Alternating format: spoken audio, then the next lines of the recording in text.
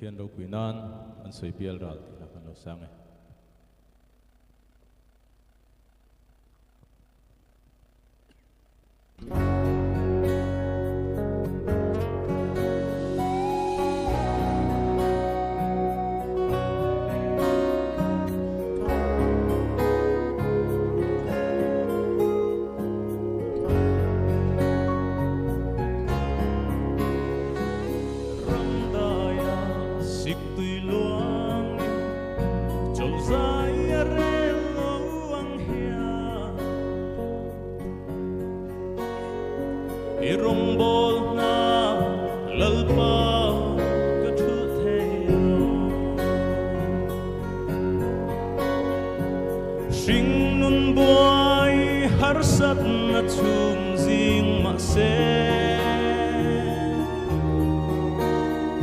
lấy lim nom na ain lalpa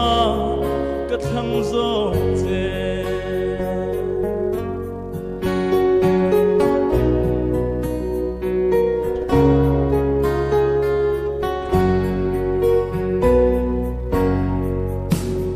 o ka thir bang lo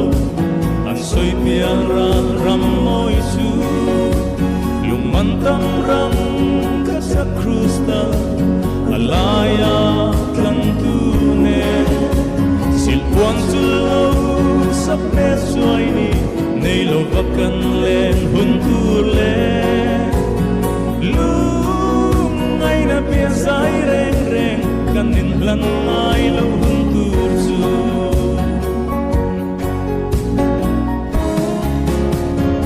leya som chuan tur nei lo thấy bất chia mani in mi tên râu quy sắc minh min lang về lâu mà sẽ hay hi các kiểu ngày lâu min muôn chi mà linh cả ôm ngày lâu lal pan min veng reng chi kathir bang lo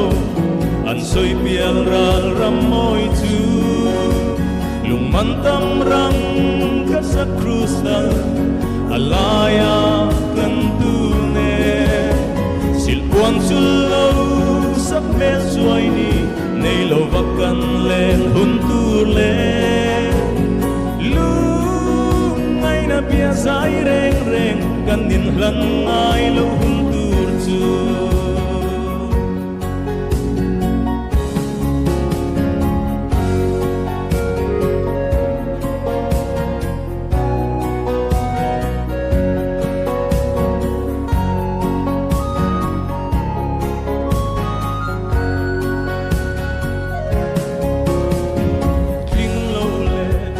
liềm tua rin để nung ca suy về lại hiang các chiết na dòng in min lia lung du tên lal ram lu quý turnia ca chiết an lâu linh dâu si lâu mi tên min tê chi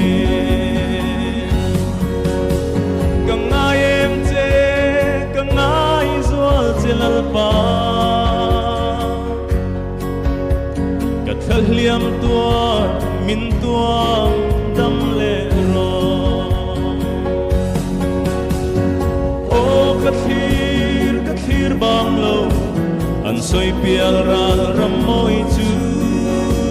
lung man tam ram ka sa cruz dal alaya kan tu ne sil quan chu lo sắp mel xoay ni nei lo vak kan len hun tur le lu ngay na pia sai reng reng kan in hlan ngai lo hun tur chu